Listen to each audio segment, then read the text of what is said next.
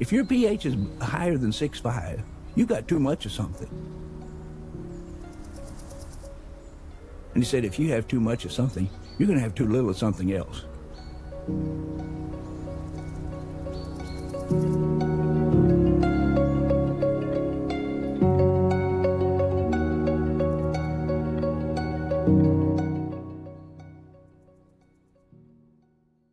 If you did a soil test that said you didn't need anything, and you believed it because we're making 50 bushel, everybody else is making 30 bushel. But then the second year, it didn't make 50 bushel, made 40. Soil test still said you didn't need anything. Third year, it made 30. Soil test still said you didn't need anything, and after that, it just kept on making 30. But the soil test never showed what difference. Why aren't we still making 40 or 50? I ask, I don't know how many people that question. Well, I would ask one after another, people that were there, agronomists and so forth. Well, why did that happen? Oh, I don't know. We're going beyond NPK and diving deep into the blueprint of the earth itself. Please welcome to the show, the soil architect himself, Neal Kinsey. Good morning, everyone. Yes. Thank you for having me. You know, to start with, at the end of the day, Neal, I know you worked with Charles Walters, correct? Throughout a lot of your career. And, you know, if you can maybe just give us a little bit of a brief overview of that work that you had with Charles Walters, yourself, and then really the influence of Dr. William Albrecht on that work, if you could. Well, in terms of Charles Walters, I first met him at a ranch called the AC Ranch in Big Sandy, Texas, back around 1971.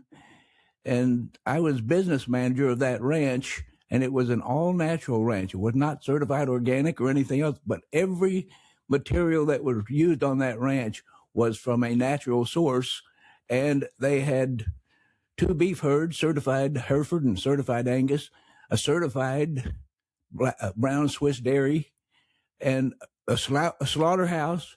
Okay. And he had heard that this was being done. He came down to do an interview for what was just starting out, Acres USA newspaper. And I had the job of showing him around. Well, we got to know one another. And then before you know it, they had the First Acres conference in Kansas City, and he invited us to come up to that.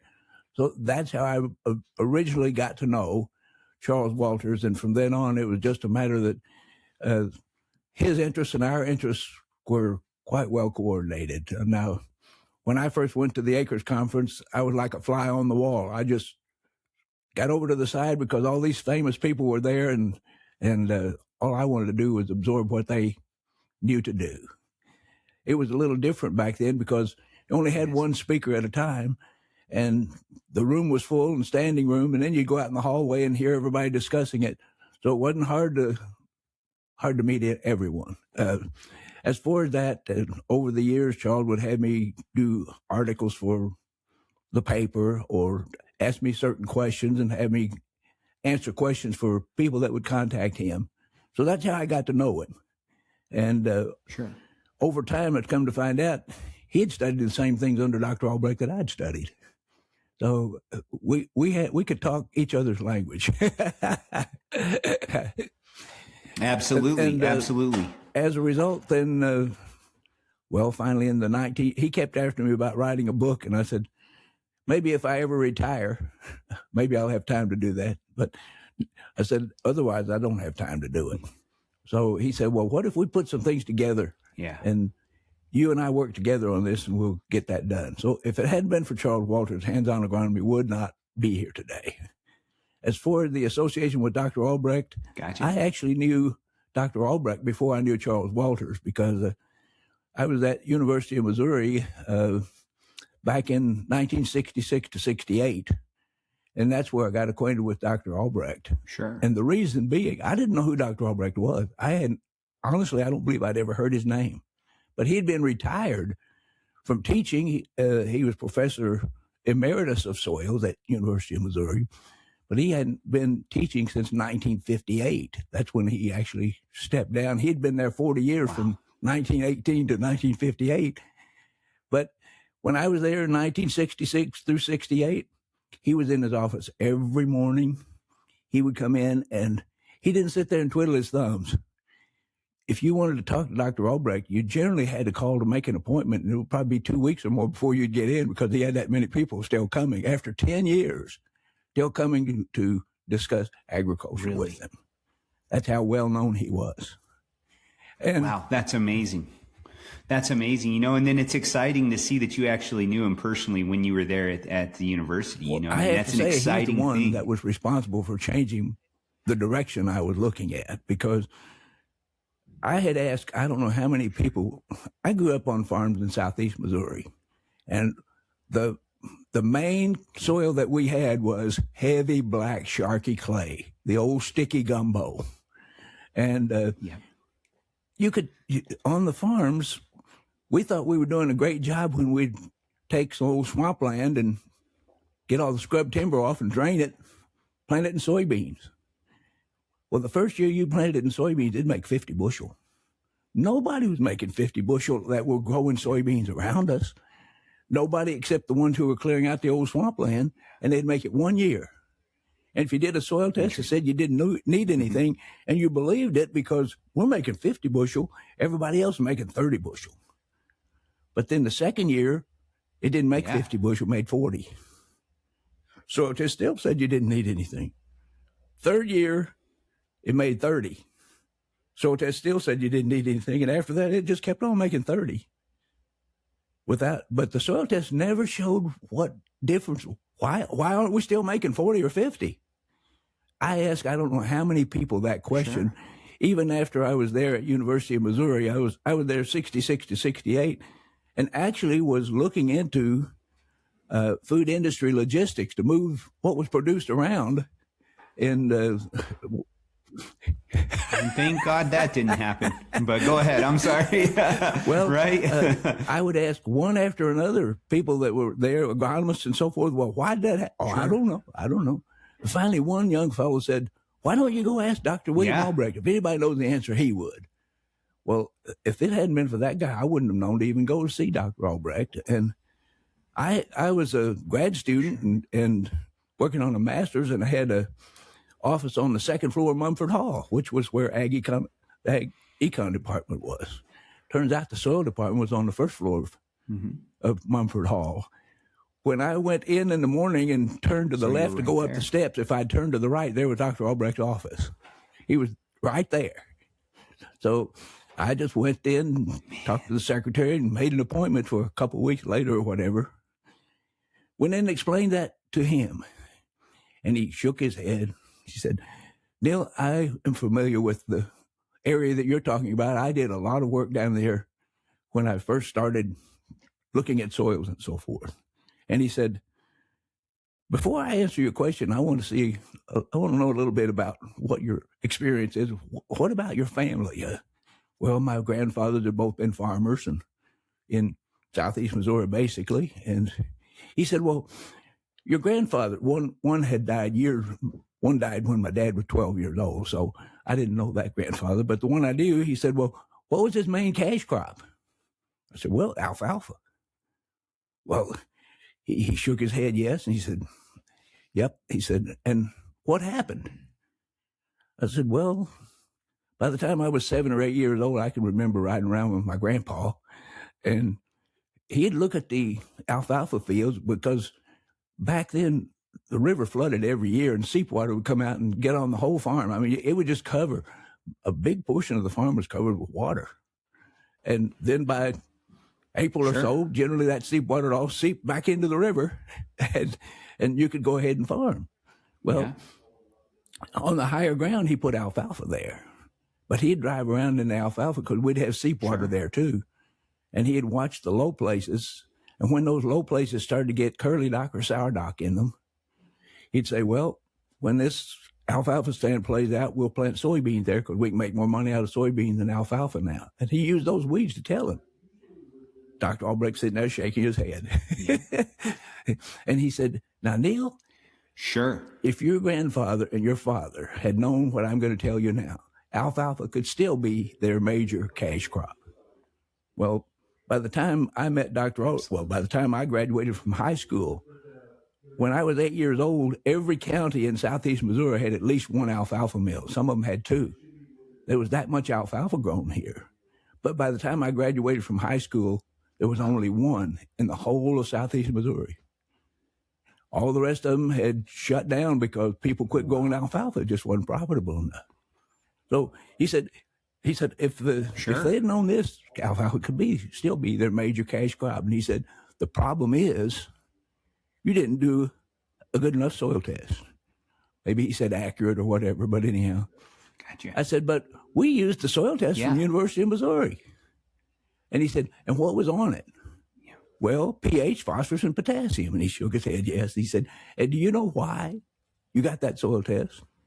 Well, I mean, I just always thought it was because we needed to have a soil test. He said, the reason you got that soil test was it didn't cost anything. It was free. He said, you do a free soil test? Yeah, well, which unless the farmer knows something. And he said that soil test didn't tell you what you needed to know. He said the soil test itself could have told you what was happening if you had done a complete analysis. But he said the problem is, and he asked me, he said, what was your soil pHs? And I said, well, 7.3 or 7.4. That's what they generally always be. Well, with a pH like that, you're always told you don't need any lime. And we believed it. pH was so high. Well, he said, Neal, when you have a high pH, if your pH is higher than 6.5, you got too much of something. And he said, if you have too much of something, you're going to have too little of something else. You've got to find out what you need and start supplying that. And once you find out what's lacking and start to supply that, that's the real key to getting the yields up and keeping the yields up. And he said, what's that? He said, what I'm going to tell you is your soil may have a high pH, but he said, I know those soils and they are deficient in calcium and potassium. Well, that was a surprise to me because our soils there had 600, 700, 800 pounds of potassium to the acre. But he was saying they were deficient. Well, he said, it's not how many pounds you have. It's the percentages of concentration in the soil, because those percentages are what affects the other elements. And if you have too little or too much, something else is going to be affected by it. And, I've found that over the years. It was true when I came back home and did the soil test. We needed anywhere from 1 to 4 tons of calcium carbonate limestone on those high pH soils to get the percentage of calcium right. It's not how many pounds you need. It's getting the saturations properly so that everything else can work right. Well, this is where it all started. And we concentrated on the calcium first because it was soybean. And actually putting on the limestone that was needed, and the very next crop, soybean yields would go up on average of 15 bushel to the acre, from 30 bushel to 45. And I couldn't understand, why isn't everybody in this area doing that? Well, because there's no money in selling limestone. No. Yeah, and they didn't know, right? I mean, the soil reports they were pulling, your pH is high pH. They didn't tell the whole story. You don't need any calcium. You don't need any lime. And they were just looking at lime only is valuable at helping the pH. Well, there's a lot of comments that could be made there, but that's how it started out with Dr. Albrecht, and that's what changed my whole idea of what would be the best thing to be able to do for farming. Absolutely. And that's what I was going to say, the why, right? Like, why did you dedicate your life to balancing soil or soil balancing rather than just that NPK model? And it sounds like that's kind of where you kind of dedicated your life at that point. You realized from Dr. William Albrecht what was going on. Well, you know what I really dedicated at that time? This is where I need to go now. I dedicated myself to studying why the soil worked. I didn't really at that time say, well, I'm going to go out and be a soil consultant. That was like 1967. I didn't start consulting until 73. But I didn't feel like I knew enough to tell somebody anything to do. Well, I mean, just grew up on a farm. We didn't even know what an agronomist was. You just found out what did the fertilizer company have for starter fertilizer that year and put on some starter and a little bit of nitrogen for whatever you're trying to grow, and that was your whole program. So what I started was I found out that I could study under Dr. Albrecht by private study course. And people that wanted to learn, he'd take you right under his wing and start. He was anxious to teach people what to do. And he wanted to push on his legacy, what he's learned, really pass it forward to the next generation. And, that's similar to kind of what happened with us in the biological side. I had a gentleman that kind of brought me, I don't have any degrees in it, anything like that. I have a gentleman that brought me under his wing that had a passion for it and that said, we are living in the future. He holds 7 world-changing patents based off biological technology. And he brought me under his wing, and basically I became an intern. And I learned, from the inside. And that's kind of sounds like the same principle. He was willing to take you under and really teach you the truth. Not only was willing to do it, but was willing to go to great lengths to do it. In that I was only at University of Missouri from 66 to 68, but I didn't finish his study course until 73. And what would happen is he would send you a sheet of 20 essay questions. And he'd say, all right, this is what this session's about. Here's all the things you need to read to find the answers. And then he said, after you've finished reading and feel like you know the answers, I want you to answer these 20 questions. And I don't care if it's with 2 words or 2 pages. I just want to know you know the right answers. And one of the other fellows that was already studying under him said, now always double space everything. Double space your answers. Because there's going to be one question after another that he just wants to be sure you understand. He's going to put some comments in there. And not only did he put some comments in there, I can't speak for everybody else, but sometimes there'd be an arrow and you turn it over and the whole back page was full of green ink, because that's how he graded he always graded paper with green ink. Not red ink. Not red, but green. His goal was just to teach people so he was sure they understood the principle that needed. And that's what he told me. He said, Neal, I'll teach you the basic foundation. Doesn't make you an agronomist. Even when I finished, he sent a certificate that said agronomist. He said, now you really aren't an agronomist. This is what he said in the letter. You really aren't an agronomist. You just have the principle. Now you go out and use this in the field and help farmers. And that's what will determine how much of an agronomist you are. And I've always remembered that and always tried to look at what can we do to be the most helpful. Yeah, and now so many years down the line, 4 decades have passed, time's passed. Kinsey Agricultural Services, one of the leaders in doing just this, balancing soil, helping farmers, increase yields. I mean, all the different things that you do, balancing the soil, really, that's what it goes back to. If you could, can you explain the core concept of really feeding the soil versus the plant? Like, we really put everything in the soil. Can you explain that concept? Actually, that is what I was taught by Dr. William Albrecht. He always said, feed the soil and let the soil feed the plants. And he would be critical. I still remember one of the first times he made that comment. He said, today, that was 1960s, they say the soil is just there to hold up the plant.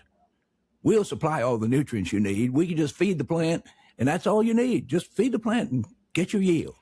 But he said, that's not what really determines the best production, whether it be yield or whether it be quality.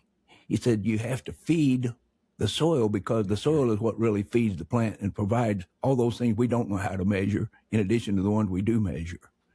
And what his comment always is, look, it's the biology of the soil that matters. What we have to do is find out what we can do to most accommodate that biology. And he said, look at the keys to life. What are the things that everything needs for living? Well, shelter, food, water, and air. Okay, shelter, maybe you can get by a long time without. It depends on where you live. Food, a lot less time. Water, even less. But air, that's one that turns out to be so critical.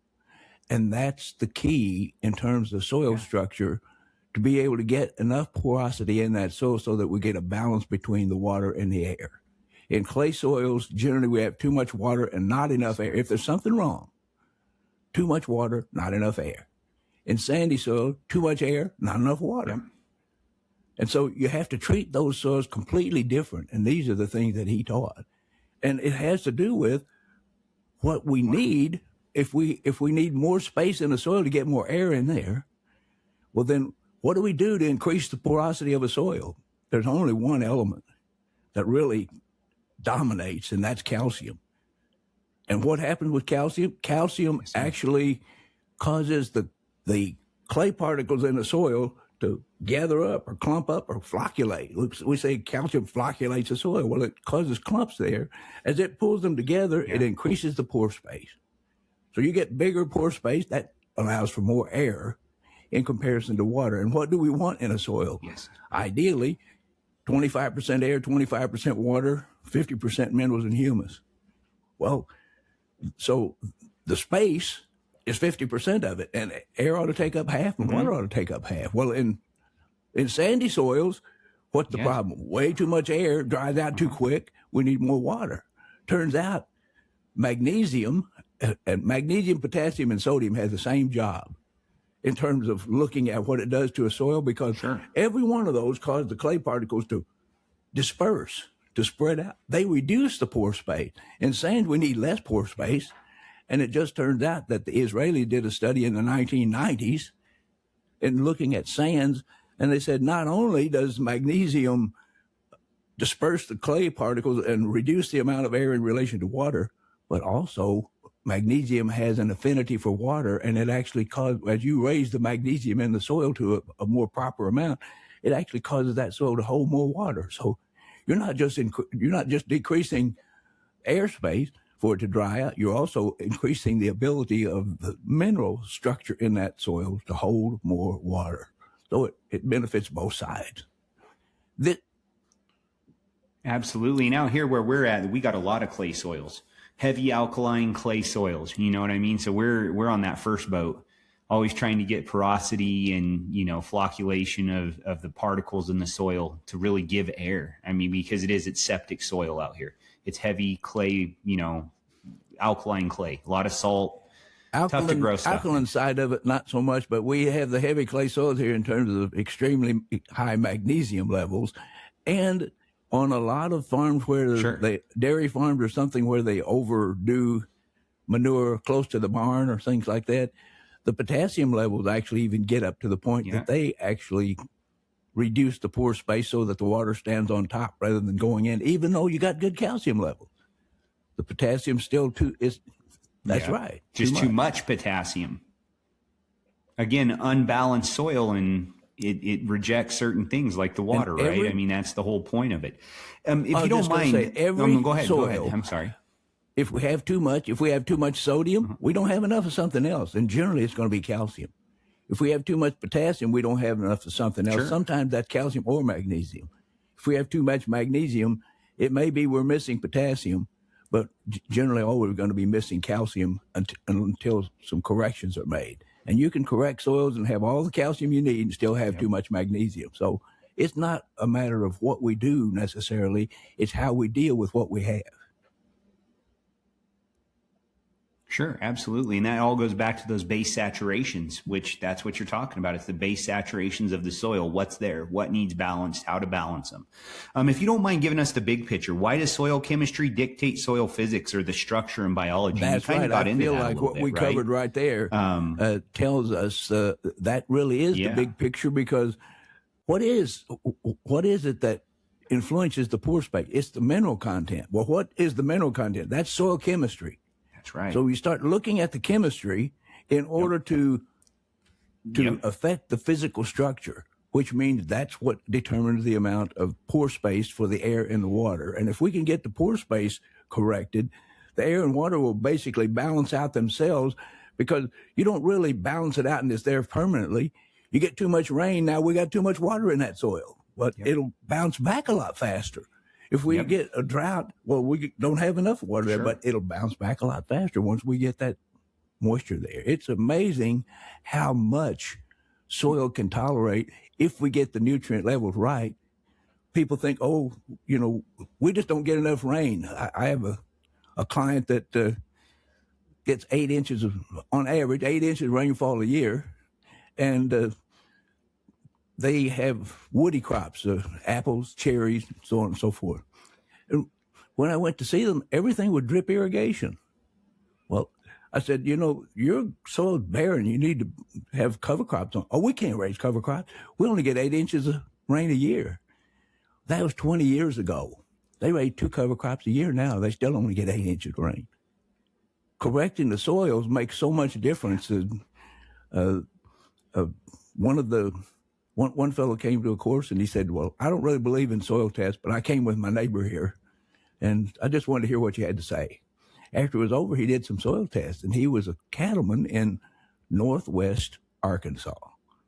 And after it was over, he said, Neal, we have to feed hay every July and August because we just don't get enough rain. And it dries out, so you got to feed hay. Yeah. Well, he sent some samples, did what was called for, and 1 year later when he sent his samples, he said, I put on what you said last fall. Now, he wasn't bending an arm and a leg because he didn't have real big, serious deficiencies and so forth. But he said, I put on what you said. And basically, what he needed was a lot of potassium and a lot of zinc. Some other things too, but those 2 things make the most difference in terms of water utilization. And he said, this is the first year I've ever not had to feed hay in July and August. He said, my grass stayed green and everybody else's died.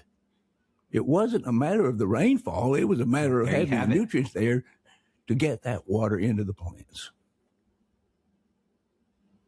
Yeah, to be able to balance that soil, the microbial life, everything working in unison. That's amazing. That's amazing. I'm going to head on decoding the soil tests, and I always like this.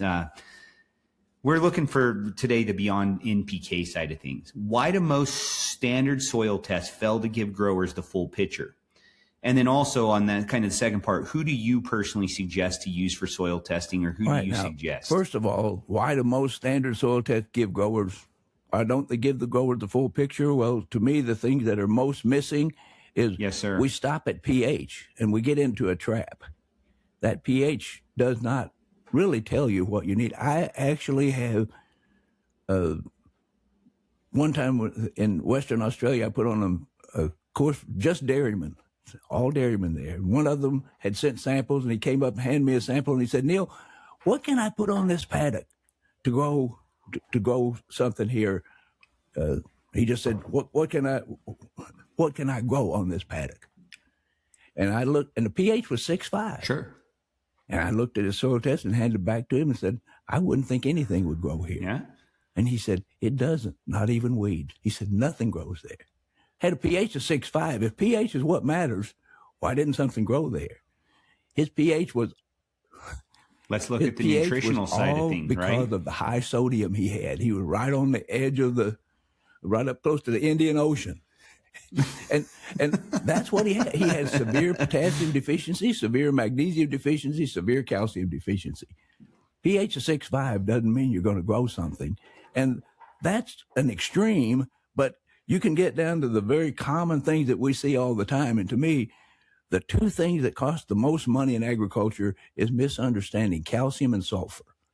That's the 2 things I think we are not focusing well enough on. And even the people who teach it in school don't really go out and see what happens in the fields.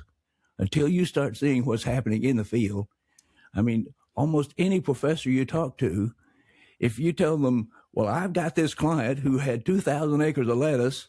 We did the soil test. His pHs were 8.2 and 8.3, and he did 4 tons of calcium carbonate limestone to correct his soil. They'd say, you're crazy. But that happens. Yeah. That happened. You look at the deficiencies, right? That's what you zone in on. You get away from the abundances. You look at the deficiencies when you start doing your work to balance that soil. And so they don't give the full picture because they only show, like you said, they stop at pH, maybe some nitrogen, and that's the majority of those types of tests are, they're land grant type of university tests. That's what I see, at least. Like, that's really the basis of a lot of what they give. It's nitrogen, phosphorus, potassium, not necessarily full pictures. So who do you suggest, or who do you like to use for your soil testing, or who, is there numerous labs, or what do you like? I only understand how to interpret a soil to get the best response from it, as long as that test is run the very same way that Dr. Albrecht said, this is the test needs to be used. Most people today say, oh, that's old fashioned. It costs too much. It takes too much time. You can't use that kind of a test. We need to just find out how to feed the plant and forget about feeding the soil. That just costs too much. You're going to go broke doing that. Every client I have that's been with us for years and years will have a story to tell you about how many people came and told them, you can't afford to do that. I can't afford to do that. Even after they did it and they tell people, we're doing it. Oh, we can't do that. We'll go broke. And so, first of all, I'd like to say that when people say the Albrecht Kinsey test, it's not the Kinsey test. It's Dr. Albrecht's teachings. It's just as valid today as it was the day I learned them 50 years ago. Just as valid. And you've been carrying the banner for him, this whole time. That's the whole thing. To absorb the things that he said. And I get amazed even today. You go out into a field and something will happen, and Dr. Albrecht said that 50 years ago, but you hadn't seen it before. But he knew what was going to happen. And the thing that he did was he said, look, once you establish the foundation, then it's just a matter of what kind of changes do we have to make in order to utilize that foundation correctly. And to me, that's the question. And so when you ask me what lab do I use, all of our samples from all over the world, from any country, if we're going to make the best recommendations, we have to have a soil test we understand. And that test is run for me by Bob Perry at Perry Ag Labs in Bowling Green, Missouri. But if you send a soil test there and say we want a soil test, you're going to get the soil test that the universities use. Because when I started with them, I said, well, I want to use the proper test. But once we get results, there are going to be other people calling you and say, well, we want that same test done, but they don't know, they haven't been taught how to use it.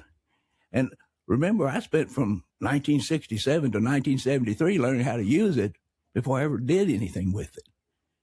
It isn't a matter that you just sit down, now I understand it. I'm still learning today how to do things that we didn't, we'd never met before. But I will say this, as long as you apply good common sense, it may take a while, but if you look hard enough, you can find the answers. And I think that's the biggest problem with our ag science. We're not looking to find answers. We're looking to verify all the stuff that somebody wants to pay to be verified. And yep. And that's what's happening is there's companies that are coming in paying for tests to be done, for certain research to be done, and the actual true core of what needs to be taught isn't being taught. It's really kind of guided by big money, big companies wanting tests for their products certain ways versus really, showing the truth of what's going on. That's went on a training program for a large fertilizer company in California. And one of the field men wanted to invite the lab chemist from one of the big companies that they were using for soil tests out there to come to the meeting. And the president of the company said, okay, he can come, but he can't ask any questions except in the breaks and so forth, because Neal will never get through his 3 days if we have too many questions. Well, so at the breaks and lunch and so forth, we'd spend time, and after the meeting was over, sit down talking for various comments or questions he wanted to make. And after the 3 days, he said, Neal, I really appreciate what you're teaching and so forth. But he said, we can't take a soil test and do what you're doing. He said, the soil tests that are being used today, everybody wants an answer quickly. So he said, we'll have soils and they will have clients send in soil, but they want an answer real fast. And he said, by changing our method, we can do 3 times more samples and for much less cost than what it costs for you to do those samples. But he said, in the end, then we can't tell the farmer, okay, you put on this many pounds of manganese and that's going to raise your level by this much. He said, if we see a manganese deficiency, we just say, well, your number's too low. You need manganese, but we can't tell you how much. Put on this much. Now, if you get there, that's fine. But if you need more, we'll put on some more manganese next year. But he said, we can't tell how many pounds you need or how many pounds is going to increase by the amount, by the test we're doing. It's just a matter of, well, you're deficient or you're not deficient. So to me, that's the problem with soil tests today, and there's more to it than that. When you ask about the soil lab we use and so forth, I only understand how to read results from the samples that I actually studied what those numbers mean in the field. And I feel like the advantage was Dr. Albrecht had already been doing that for decades, be able to say, this is what the numbers need to be as long as you run the test the same way. Now, that's the question is, are the tests run in the same way? And the answer is generally no, and it's a good reason why they aren't. And that is every lab has to have a model soil in order to recalibrate their equipment and so forth. You got to have something to test it by to know what would, and sometimes a lab will recalibrate 2 or 3 times a day, depending on how many samples they're running, just to be sure they're getting the right answers. I don't know if most people remember this, but when I was growing up, you didn't listen to FM radio very often. You just listened to AM because FM would drift off the station. Well, that's the same way with the equipment. You know, it's sort of after being used a while, maybe it gets miscalibrated or whatever. So you go back and make sure it's going to give you the same answer all the time. Well, you got to have a model soil to do that by, and there is no model soil. Every lab has to choose a soil to do those tests by. So if I say something, I'm not trying to be critical of anybody else's lab. It's just that Dr. Albrecht said it's not the numbers you get, it's what those numbers mean in the field. And what I tell people is test your soil tester. Test us, test anybody. Sure. If you go out and take samples from the worst place you've got on the farm and the best place you have on the farm and send those in and say which one's good and which one's bad, if somebody can't pick that out from a soil test, what good is that soil test? So, and it is, there are people who have worked with other lab soil tests for years and years and years. They know just as well what those numbers mean as I do from ours. And I'll just give one example. Actually, he was a plant pathologist, but he was head of all the soil fertility for Bimbo Bakeries out of Mexico. And he wanted me to come down and teach their agronomy people about what we knew about nutrients and so forth. I said, well, there's just one problem. Your tests and my tests don't match up in terms of numbers. And he said, well, Neal, you just go by what your numbers are. We'll pull tests and we'll use the same soils and we'll mix them up. Yep. We'll send half of it to you and we'll use the other half. And you just say what you see on yours. And then I'll say what we need to do on ours. And what I found out was when we said we needed 10 pounds of zinc sulfate or something of that nature, our numbers may be completely different from his, but he arrived at the same answer. And I mean, he understood what his soil test meant. I didn't. I understood what mine meant, didn't understand his. And I think we have a consultant in Germany that works with us, has for quite some time. He also farms, but he's worked with a lot of farmers there. And he said, Neal, when farmers bring a soil test from another company to me, I don't say it's like reading another language, which is what I told people. The French and the English use the same alphabet. But if you give me a book that's written in French and it has all the answers that I need to know what I don't know yet in terms of agriculture, I can't read French. Same thing with numbers. You know, you can take the number that's just 1 to 0 to 9, but you put them in different sequences and it's like reading a different language. You got to find out what that number means. Well, he said, I tell a farmer this, and he said, they seem to understand it very quickly. You can't use a John Deere manual to fix an international tractor. And he said, that's what. Gotcha. Yeah, that's what we're trying. That's what people are asking you to do. You're getting something with a whole different set of parameters. And they say, well, tell me what's wrong with my soil. There you have it. Dr. Albrecht told us time and again, do not try to read another lab soil test without learning what it means, or you will be wrong. He said, you can't apply our numbers to another soil test and get the same answers. He said, you'll be wrong. And you know what? the few times in 50 years I've been convinced, well, it's a good reason to try, that's maybe a dozen times, I've always been wrong. When we finally see the tests come back and say what we needed to do, did the best job I could do, but the numbers are different.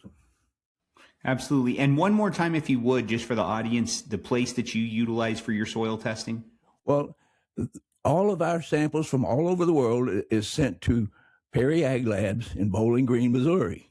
But if you send a sample to Perry Ag Labs in Bowling Green, Missouri, you don't get the Albrecht test. Sure.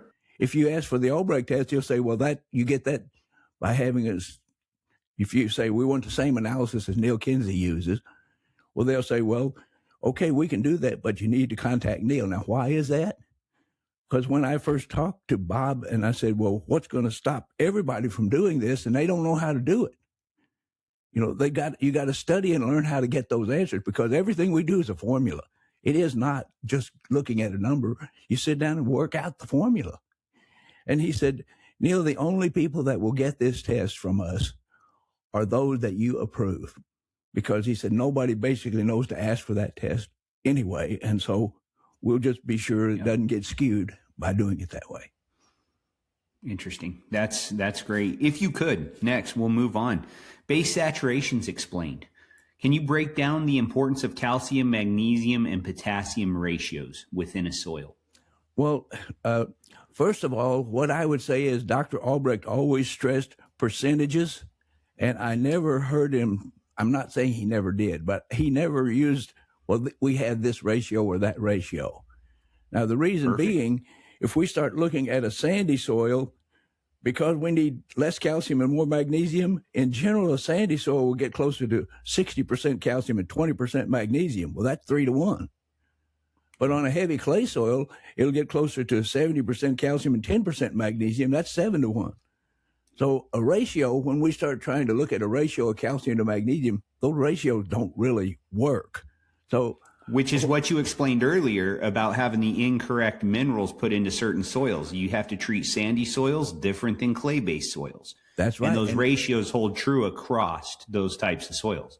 And in those cases, there is a formula that you sit down, and in sand, it's very much more complicated than it is in clay. It's much harder to figure, because every time the sand drops from, say, 5.16 to 5.14, it's a different formula that you have to use there, or else, now you might think, oh, you can't possibly make that much of a mistake there.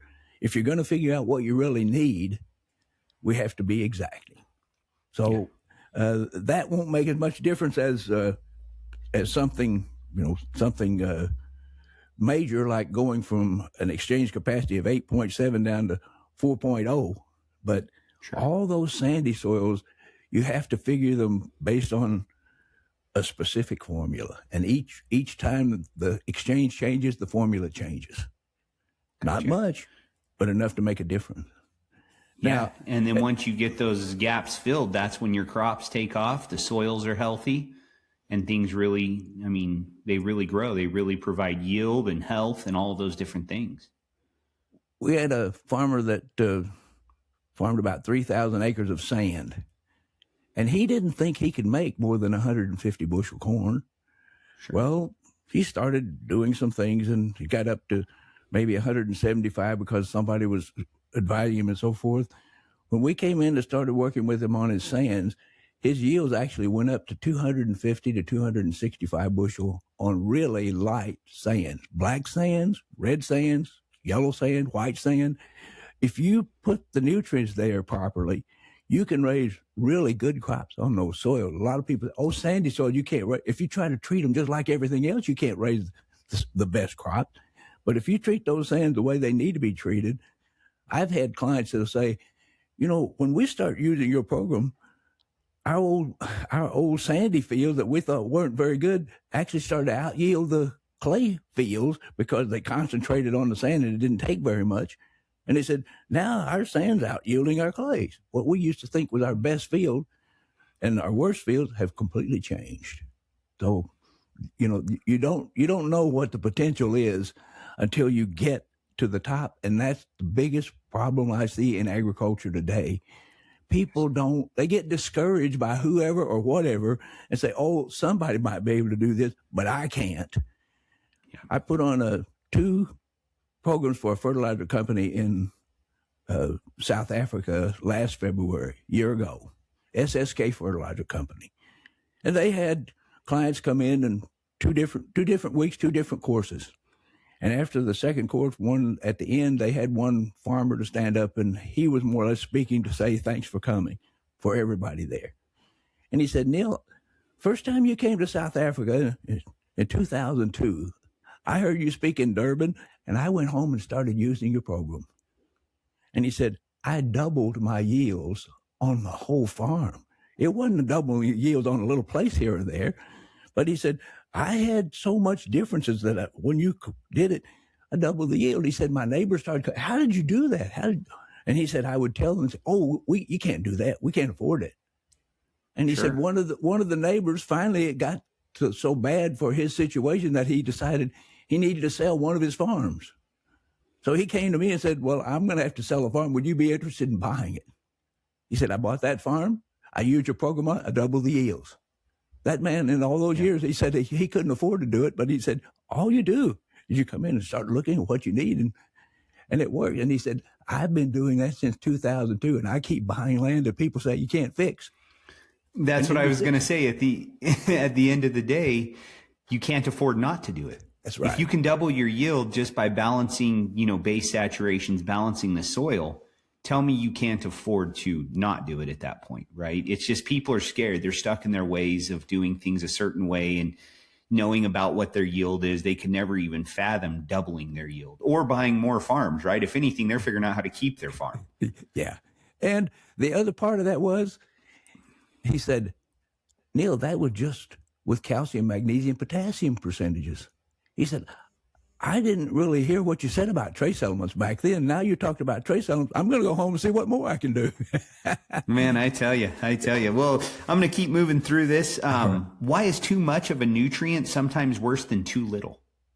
So we're looking at both sides, right? If you have too much of a nutrient, what can it cause?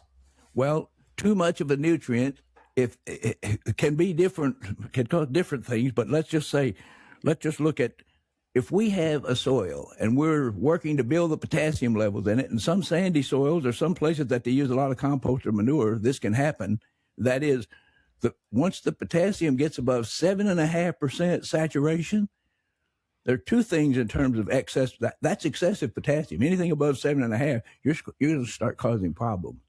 The first problem is going to tie up boron. And what does boron do? Well, if you're tying up boron, what that means is boron's the grain builder. It makes the seed or the grain or the fruit. So now all of a sudden your yield is going to be affected. And what does it affect? The size. If you don't have enough boron, you get smaller beans. You get smaller kernels or less kernels on the cob. You get smaller fruit, smaller apples, whatever it may be.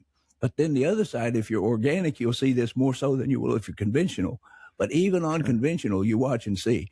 The higher potassium goes above 7.5%, the more weed problems you're going to have.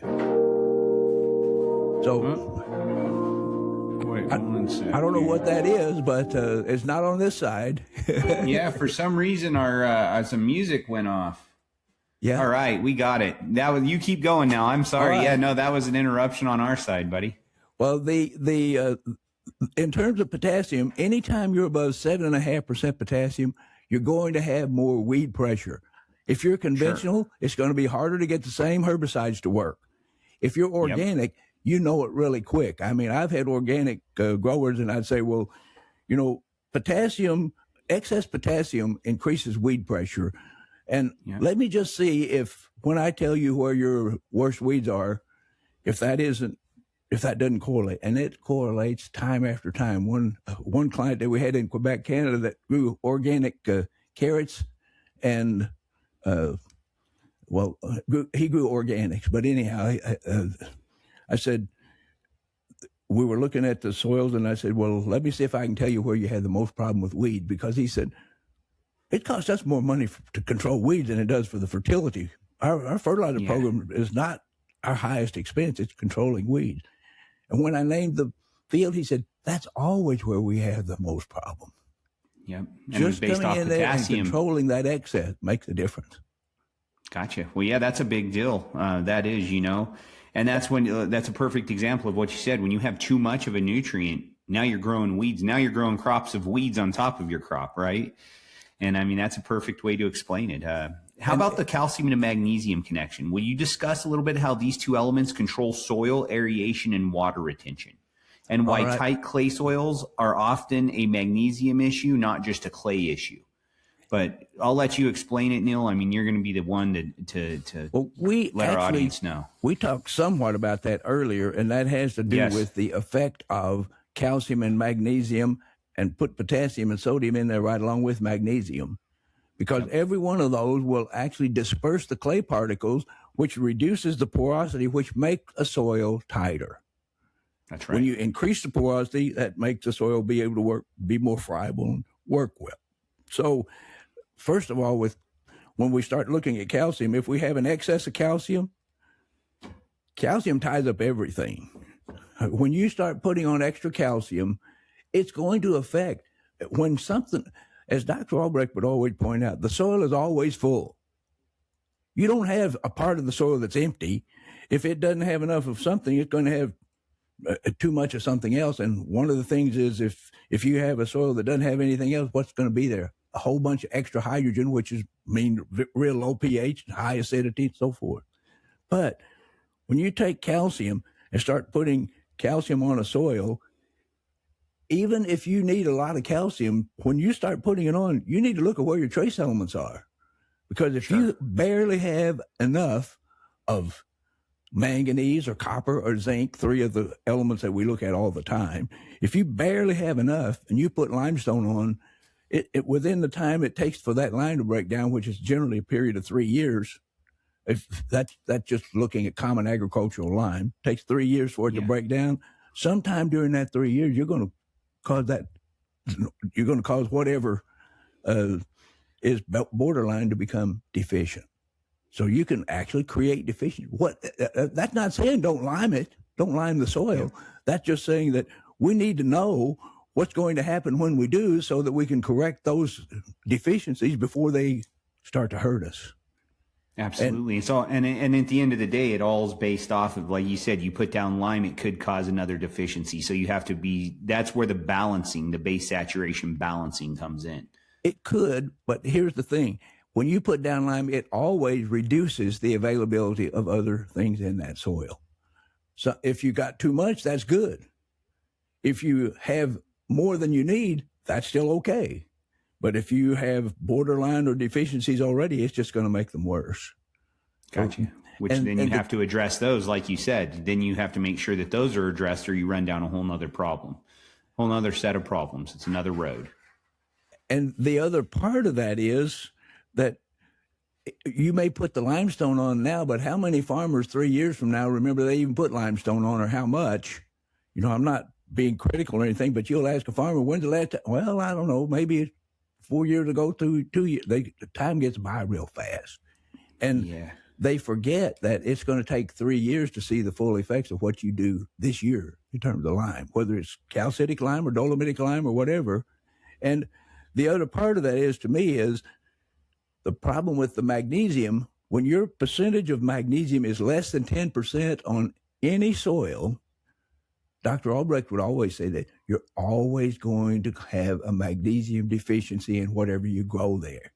You don't get enough magnesium into a plant unless that saturation of that soil is at least 10%. Gotcha. But on clay soils, when that magnesium gets above 12, it starts to restrict the porosity to the point we don't get enough air in that soil. And when we don't get enough air in that soil, it affects the biology and how that biology works. So we don't have the right environment for the biology to do its best. Legumes show this the easiest. If you're growing a legume of any type, until you get on soil that have an exchange capacity of 8.7 or higher, until you get your magnesium between 10 and 12, you'll always have a magnesium deficiency in what you're trying to grow there. If you're below 10, you're going to be deficient. If you're above 12, the higher you go, the more deficient it becomes. the more aeration is restricted and the more nitrogen it takes to grow the same crop. Sure. We have to have the air for the nitrosomonas and the other bacteria to do the work they do to break down and make the nitrogen available. So if we put on too much magnesium or too much potassium or too much sodium, from whatever reason, then that's going to cause us a problem with having the aeration so that the microbes or the soil biology can do what they need to do. Absolutely. And that's what I was going to say, going back to that soil, like the biological side of the soil, putting lime on, things like that. Are you seeing release curves that are quicker ever than 3 years, or is it pretty much always standard 3 years? Like if you have a soil that is very microbial active, good broad spectrum microbes built into the soil, it's healthy, it's living, it's thriving. Can you see release curves less than that 3 years, or is it pretty much still always about that 3 year time frame? You see your maximum effects after 3 years, whether that's positive or negative. But just coming back to home, whenever I came back and started applying, our very next door neighbor was one of the first clients that I worked with. And they needed basically a ton of calcium carbonate and a ton of gypsum to the acre. And that would straighten out their calcium to magnesium relationship on about 5 farms. Well, he put the gypsum on and he put the ton of limestone on the first year. The very next year, the yield on his soybeans went from 30 bushel, this is on 5 farms, from 30 bushel to 45. He actually had a couple of fields that made 55. That was the field that had the best potassium level. But he didn't put any potassium on the first year. He said, Neal, I've never spent a dime for lime or fertilizer in my whole life. I've grown soybeans for 20 years. What did I do first?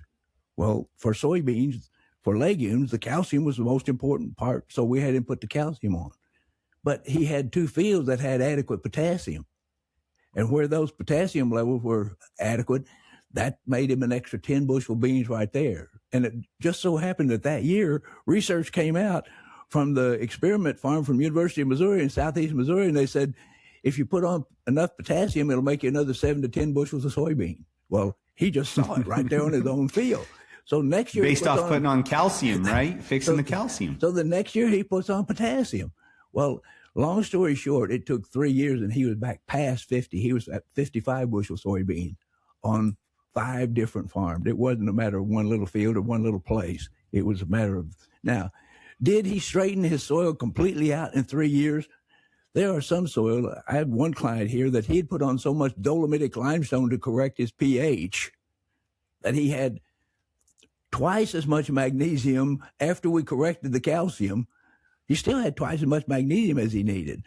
And then your only choice is, once you've used the calcium to control as much as you can, now what do you use to drive it out? Well, the only thing that drives magnesium out of the soil that I know about is sulfur. So we sit down and figure out how many pounds of magnesium do you still have to get rid of, and it takes 2 pounds of sulfur to get out 1 pound of magnesium. Figured out how much that was.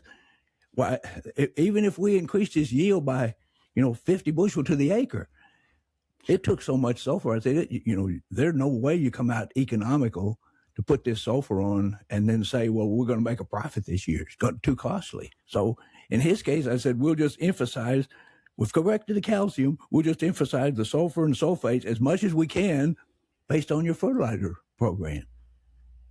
Long story short, we started in 1980. The last fields were finally corrected in 1995. Wow, took 15 years. But in the meantime, he was making a profit all the time. He wasn't he wasn't taking more money and spending it that he didn't need to. But when he finally got those soils corrected, that's when they did their best. And he knew he had some that got corrected earlier, and he said, it's worth doing this. I'm going to keep on doing it until I got it done. He's in his 90s today. He's still in charge of his 4,000 acres, and he still will say, you got to control the calcium, magnesium. Get them there right, or you're not going to have the right yields. Yeah. And the thing is like the wisdom that he brings is you don't want to take, 15 years to correct it, right? Like just start out from the get-go. If you can balance these things, really, really pay attention to it from the very beginning. Don't just guess. This is the thing about the Albrecht program. And that is, we actually teach the consultants that work with us. We've got about 80 guys around the world that have come in and studied and learned the formulas and how to work with it and what it does and so forth. And the thing that we teach all of them is, once you understand what the needs are for a soil, then all you need to know is the crop that you're wanting to grow and the average, the average yield. In other words, not what you want to make, but what's the proven yield average. Take that proven yield average and then take a look at what the soils need, and based on what crop you're growing, you can prioritize those nutrients and say, oh, this is number 1, this is number 2, this is number 3. And as long as you're looking at material that build the levels in the soil, you can start spending the money, and eventually something that's missing gets to the point where it's not really the limiting factor anymore. Now you can keep going down the list. So you just spend whatever your fertilizer budget is, but you put it where it makes the most difference. The problem is getting farmers who will believe that they need to put their money here instead of what they've always done in the past, because they've just gotten used to the idea, well, I can't afford not to do that. But if you start looking at and use fertilizers that are soil feeders rather than plant feeders. What's a plant feeder? That's something you put on, and if you don't get it this year, then you got to put it on again next year. That's right. Now, there are 3 materials that we've got to look at that are plant feeders, and that's nitrogen, sulfur, and boron. Because if you don't use them there and you don't have a compaction layer there, they're going to leach out, and generally they're going to leave in 12 months unless you have really high humus to help hold some of it. So many soils don't. Yeah, so they're destroyed over time. Yep. So when we start looking at soils, it isn't a matter to say, okay, we're going to put back everything we've taken out for how long it's been farmed. When somebody says you can't afford to do that, they're generally right. How do you justify replacing everything you've taken out over years and years and years in 1 year? But what you do is you look and say, okay, of all the things that are here that I need to grow the crop, what really is most limiting? And most people don't know what's most limiting. They just look at how many pounds does it take to grow this many bushel, and basically concentrate on NPK and liming and maybe sulfur. Most of the time not. Yeah, depending on where they're at in the U.S., right? Yep. Like that's what they're looking at. Yep. So, but if you have a soil test that really tells you what is there, and then you have you have an idea of what crop you're going to grow, so that you can say, well, what makes the most difference in that crop? Then you can prioritize those nutrients and just say, spend the same amount of money you always spent, but at least you're putting it where it's going to make the most difference. And even if they just take one field and split it, it won't take long before they start to say, well, whenever we put the money where we need to, it's going to make us a better yield, or either yield or quality. You allocate that money. Yeah. You allocate that money for return on investment versus just yield, right? Like that's that's what it comes down to. And a lot of these producers and farmers, Neal, they're smart people. They understand return on investment. They understand finances, you know, and when you start putting it that way and you break it down and you can say, well, this is your most limited. You need this, and watch what happens to your yield. Making small changes like that, it puts the money back to where it's like, well, this makes a lot of sense on why I'm doing this. Helps them maybe jump off that cliff a little further to do all 5 farms like that other gentleman or whatever it may be. No, that's great. I'm going to get into the next part, the role of trace minerals, which I think this is good. Explain how a tiny deficiency in, say, like boron or copper can bottleneck an entire harvest, if you would. Well, first of all, I'll just say a year ago in September, I put on a meeting, about the 4th or 5th meeting I put on in Belize, down in Central America. And one of the guys that came to it says, Neal, all we grow is rice and soybeans. But he said, we started putting on what you recommended, but the last thing we put on was copper. And he said, where we put the copper on, it increased our soybean yield by another 5 bushels per acre. And he said, there wasn't anything that we even thought would be able to do that. But he said, he said, I'll have neighbors now that'll get soil tested and say, well, how important is it to put on copper? And he said, if you leave it off, it's going to hurt your yield. Now, Sure. There is research going on that most people are not aware of, even though it's being talked about in university meetings. It's not necessarily the agronomists that are talking about it. It's the people that are involved in fruit and vegetable growing, things of this nature. But Tim Reinbott works at University of Missouri in Columbia, Missouri. That's where Dr. Albrecht actually did all his work. He was right there from Columbia. Well, Tim's in charge of all the research farms in the state of Missouri. And any research that's done, they take care of the randomized replicated plots and putting on the nutrients and so forth. And he actually was speaking at an organic conference because his specialty before he did this was compost and cover crops. And he was speaking at an organic conference in St. Louis. And afterward, he came to me and said, Neal, I think it's time we took a look at the Albrecht program again, because he said, I know people that are using your program and their yields are better.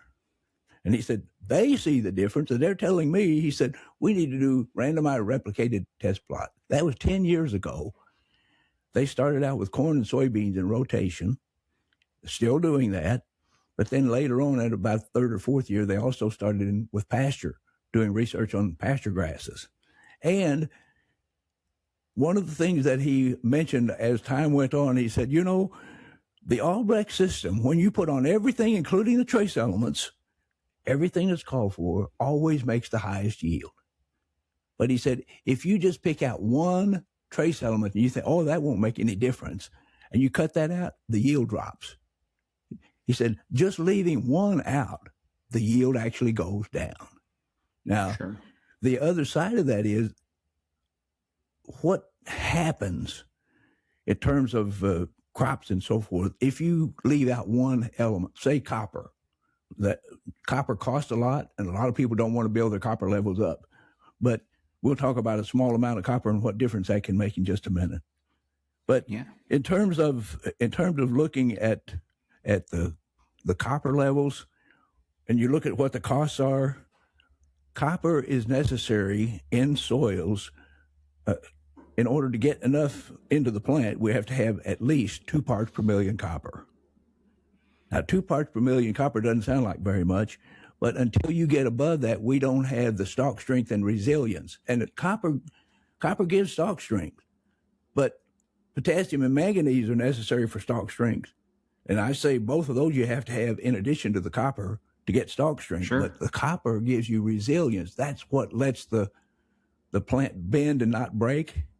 If you're growing corn and you have the stalk that breaks off, the green snap in corn, take a look and see where your copper levels are, because copper gives stalk strength and resilience. You get enough copper into that plant, and then all of a sudden it will bend and not break. This translates all the way up from corn all the way to papaya trees in Florida and Hawaii. You'll see papaya trees if you go to where they're growing them, and the wind will blow and they'll snap off about a foot up off the ground. They don't have enough copper. Now, they may not have enough manganese or potassium, but you put the potassium and manganese there, and unless you get the copper, we still don't have enough ability to bend and not break. Gotcha. So you're basically saying, the boron, the copper, it'll bottleneck that whole harvest due to the fact then kind of that I'm taking, like your most limited nutrients only as well as that crop's going to do. Period. And with boron, it's easy to tell. When I say that, if you're growing wheat and you have less than 2 parts per million boron, all you have to do is put on enough boron to get above 2 parts per million in the soil, and you'll see it in the grain of the wheat. And that's because in terms of wheat, the kernels in the middle fill out first. So they're going to be big and puffy first. The ones at the top fill out next. The ones at the bottom fill out last. If you've got less than 2 parts per million copper, if you've got if you have less than 2 parts per million copper and you're growing wheat, it's going to lodge. It's going to fall over because you just don't have enough there to stand it. But if you have less than 0.8 parts per million boron, what happens in those cases is the grains at the bottom will be shriveled. And I've seen wheat in Germany that was making 200 bushels to the acre, and they had less than 2 parts per million boron. They had high humus content, but they had less than 2 parts per million boron. And the grains at the bottom of the head were shriveled.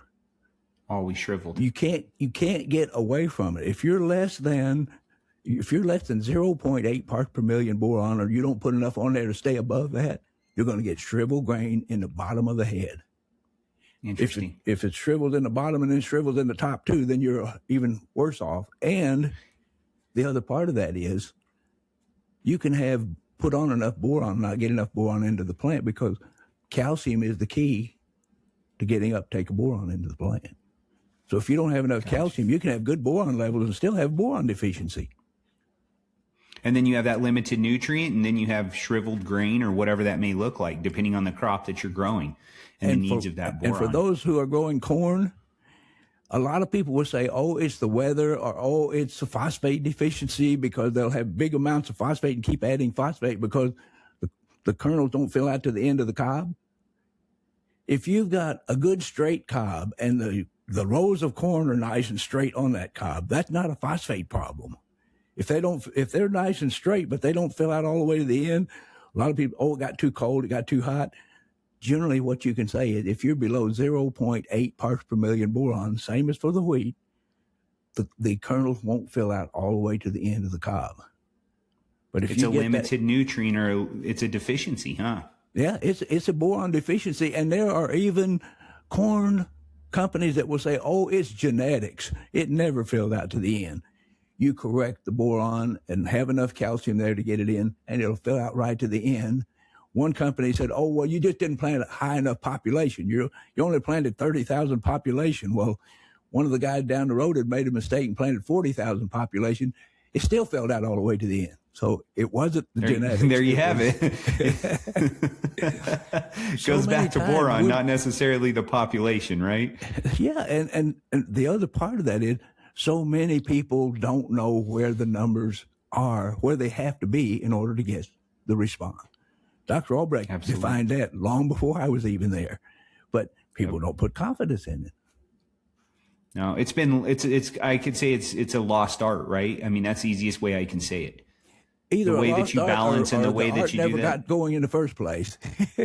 Well, yeah, that's a good point too. It's they don't want you to know necessarily the art, right? Because it's not too fancy just to sell boron and copper. You got to sell a whole package of other things in order to make the money, right? Or at least that's the way a lot of people look at it. That's right. And this is the thing. They'll stick a little bit of everything in there saying, well, it's a shotgun approach. Well, if you happen to hit one of them, then that's going to make a difference. But why not barrel in and use it like a rifle and say, okay, this is the target I really need to deal with first, because that's the one that's most limiting for whatever it is you're trying to produce. And absolutely. It's not always yield. Sometimes it's also quality. Absolutely. And then that kind of leads into the next part. Give us your experience with the hidden limiting factors of sulfur, zinc, and manganese, which you kind of did earlier a little bit. But there's some experience with those hidden limiting factors. If you do have limiting factors in any of those, sulfur, zinc, and manganese, it can cause major issues, correct? All right. Well, in terms of sulfur, if you're short on sulfur, and the old rule of thumb is, if you got a crop that requires nitrogen, well, for every 10 pounds of N, you need 1 pound of sulfur. I'm going to tell you that might have worked back when we had high sulfur coal and high sulfur in the fuel and things of this nature, but it doesn't work today. What we find is the nitrogen to sulfur relationship.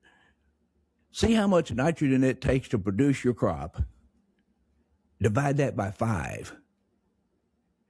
And that's what kind of sulfur it takes. The pound of nitrogen divided by 5. Now, for the sulfur you already have in your soil and the nitrogen you already have in your soil, you don't have to put that part on, but find out what's still not there and make up the difference. And for high-yielding corn, we generally find out sulfur is a limiting factor, if not the limiting factor, in the ear leaf at tassel if we don't get enough sulfur on there. And if we're looking at high-yield corn, we'll add 80, 90, 100, 120, depending on how high up you go. Make sure that we have enough sulfur there to produce that corn crop. As long as you're making those high yields, that's fine. But if you stick on 120 pounds of sulfur and you're only making 175 bushel corn, you wasted your money on the sulfur. because in 175 bushel corn, basically 70 or 80 pounds is going to be enough. And that's all based off that nitrogen number. That's where you derive it from. Based off the nitrogen number and also the measurement of the sulfur in the soil. We'll take that. Yep. Whatever pounds you already got, we'll take that off of it. Well, that's perfect. What about the zinc and manganese? Well, in terms of use of manganese, you have to be careful there because many times, let's just put it, anytime you have less than 60% saturation of calcium in a soil, it's not going to be efficient at getting the manganese in. So if you barely have enough manganese and we don't have a good calcium level, we're going to have a manganese deficiency, even though once we corrected the calcium, we could say, well, we're getting enough manganese into that plant. Now, next thing is, don't see this very often in corn, soybean, unless a guy has a lot of compost and manure. But if your potassium goes above 10, if your potassium sodium, total percentage of potassium sodium goes above 10%, the higher it goes above 10%, the more it blocks the manganese out of being taken into the plant. Now, when I say it blocks it out, that means it doesn't tie it up. You can look on the soil test and say, oh, we got great manganese. But the manganese can't get in because the potassium and sodium crowds it out. If you're above 10%, it doesn't get close to being there, close enough to the root to be taken up into the soil solution. So as a consequence, you can have manganese deficiencies when in fact it's not the manganese that's missing. Any soil that we see that has above 40 parts per million manganese, it's generally not the manganese causing the problem. It's something else affecting that manganese. Now, if you don't have 40 parts per million manganese, what good is manganese anyway? Well, manganese is probably the trace element that we have to have from start to finish. We have to have manganese to get the seed to germinate. You have to have manganese to get it to go off the fastest. It will not go off as quick if you are short on manganese. But it's necessary to germinate the seed, to get it to go off fastest, to continue to grow. And as a matter of fact, if you've got corn and your manganese is below 30 parts per million on the test that we use, now manganese, that's another thing we haven't talked about, and that is soil tests for trace elements go all over the place. We see a lot of soil labs that say you've got good levels or excellent levels or high levels, and I mean some that will say it's too high when ours still show it's deficient. And it's a matter of then who you're going to believe and what do you do? You have to look and see what's going to make the difference. But in terms of manganese, so many tests jump all over the place. And most of the time, our level will show much higher than other tests, and that scares people to death. Oh, we got so much manganese there, we shouldn't put more on, when in actual fact, we still don't have enough. So it's still a limiting factor. Yeah, and in terms of corn, if you're below 40 parts per million, it doesn't show up so easy. If it's soybeans, by the time you get to 37 or 38, if you go out there just before time the beans are supposed to start ripening up, you can learn to distinguish, well, that's a manganese deficiency because it'll be sort of a golden color into the leaf that's not really, it's time for it to start losing its leaves, but you'll start seeing that off color to those leaves, even at 37 or 38 parts per million. But with corn, you don't see anything visually until it gets down to about 33 parts per million. And what you'll see then, it stunts the corn. It won't grow as tall. So all these, it doesn't take very much. Most of these things, we're talking about hundreds of a pound to grow the crop. Not pounds, but hundreds of a pound to get into the plant. It just takes a lot of pounds outside to get enough there to get the saturation right. Yeah. And if it's not there, you're in trouble, right? Yeah. If you're not there and you don't have it, you're in trouble. Those hundredths of a pound, or whatever it may be, that's trouble. Perfect. Let's discuss a little bit about micronutrients, pests, disease resistance. How does that balanced soil chemistry create a natural immune system for plants? Reducing the need for, say, rescue chemistry like pesticides and fungicides. Well, first of all, if we even talk about looking at the nutrient levels in the soil, let's just come back to copper again. If you're growing wheat and you have less than 2 parts per million copper, and you put on, just take one field or half of each field for 2 or 3 fields, whatever way you want to do an experiment. But put on 5 pounds of 23% copper sulfate, dry, mixed into your fertilizer. Broadcast that on half the field or a portion of the field, mark where it is. And if you have rust that year, basically that's enough copper to stop the rust right to the line. Now, it might not be above 2 parts per million, but once you get above 2 parts per million, what you'll find is copper really is great at stopping rust in wheat. Most wheat just doesn't have anywhere close. So get that above 2, that works fine. But it works for wheat, doesn't work for soybeans. That's not enough. For soybeans, if you want to stop rust in soybeans, you got to get it up to about 5 parts per million, which is going to cost you quite a bit more money. But the clients we had that are above 5 will tell you, we don't have Brazilian soybean rust. Well, and that's what I was going to say. You're either going to spend it on the input you're putting into your soil and balance your soil and do it properly, or you're going to end up buying sprays that are copper fungicides or whatever to get rid of your rust anyways. Forever. And then not only that, but leave an open petri dish, right? Because not only did it get rid of the rust, it got rid of all your beneficial microbes. It got rid of everything. So where do you want to spend your money? Really, that's what it comes down to. And let's go just a little further there, and that is for very perishable products like raspberries and blackberries. 5's not enough. If you want to get rid of rust in blackberries and raspberries, things like that, it's got to be 12 to 15 parts per million copper. And I mean, it has to be that on certified organic in order to do that. We have a client in California that raises 170 acre plus of certified organic raspberries. And the first thing they'll do when they get new land is get the copper levels up to 12, between 12 and 15, because he said, until we get there, we're not going to be able to control the rust in there. But he said, once we get there, we can pick raspberries in a misty rain and still don't get rust, which people just have trouble believing. But, and it's been taken into the plant's naturally resisting those things, the rust or whatever it may be. Same type of situation happens with the utilization of, pesticides as well, and pests and, sucking type of insects and insects that eat on crops, right? I mean, as you build that nutrition in the soil, that plant will naturally resist. And those, how many times is it maybe not even a micronutrient? For example, if you're growing green beans in your garden, I learned this from an old master gardener years ago before I even knew what the reason was. But he said, when you plant the green beans, watch, and when they come up, when something starts chewing a hole in the leaf of the bean, put a tablespoon of Epsom salts in a gallon of water and put it in your pump-up sprayer and go out there and spray those beans. And he said, whatever chewing those holes in it will quit. But he said, now you start watching, because 3 to 4 weeks later, it's probably going to happen again. Well, you come back out there and do it again. And he said, every time you start seeing holes come in those leaves, come out there and spray those beans. You know what that bean is indicating? It's indicating we don't have enough magnesium in the bean. That's what I was going to say, a deficiency in magnesium, right? and the soil may have 20% magnesium in it, but the magnesium not getting into the plant. And that's what Dr. Albrecht would always say. Once you get above 12% magnesium, the plants can't get enough. They'll be deficient in magnesium even though we've got too much in the soil. Well, and that's where the biological side comes in, correct? Because if it's in the soil, you still have to make it bioavailable for that plant to uptake, correct? One way or another. That's the whole thing.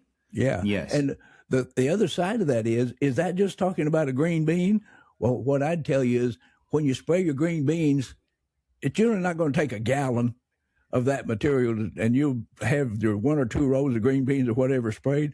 Spray it on your cucumbers or your sweet corn or your tomatoes and see if in 3 days they don't green up. Yep. Because we don't have enough magnesium there to produce the proper amount of chlorophyll. And once you start doing that, you'll see the others green up. I'm not saying it'll stop every bug from hurting you or whatever, but as far as to me, that's the indicator. And the other part is you spray magnesium foliar one time and you might see a green up, but does that mean you've put on enough to make any difference? Whenever those bugs keep coming back, you have to come back every 3 or 4 weeks. what that means is if you're going to get a benefit from a magnesium spray, it's probably going to have to be about every 3 or 4 weeks through the growing season, as long as you don't correct what the problem is. Yeah. But once you correct that problem, like you said, using magnesium sulfate, usually something like that, ahead of the crop, correct? Into the soils, balancing that soil out, and it's there, and the plant can uptake it. You have good microbial communities, the soil system's working properly, the life of the soil, cycling into bioavailable forms, that plant can utilize it, and then you don't have to have that manual, the manual sprays. And then taking it even a step further, let's take it into livestock applications. Last month in January, we had a consultant's training course in California, and one of the guys that was there is a consultant from Australia, but he raises sheep, and he got about probably 7,000 or 8,000 worth of acres of pasture, and he raises sheep on those pastures. Well, he started with us in 1996, and he had excess magnesium in the soils. And he had to feed supplemental magnesium to his sheep all the time. Well, when he finally got that magnesium, the last thing he got corrected was the magnesium levels down to below 12%. He said, in every pasture, when that magnesium dropped below 12%, the sheep quit eating the magnesium supplement. They stopped eating it. They didn't need it anymore. I just asked him that at this meeting again when all the consultants were there, and I said, I just want to confirm, have you tell the fellow. He said, that's right. When we got down below 12, he said, if it was 13 or 14 or higher, they were going to eat that magnesium supplement. But as soon as it got down between 10 and 12, they just quit eating. Now, if you drop below 10, it's going to happen again. They need it down that side too. Even worse.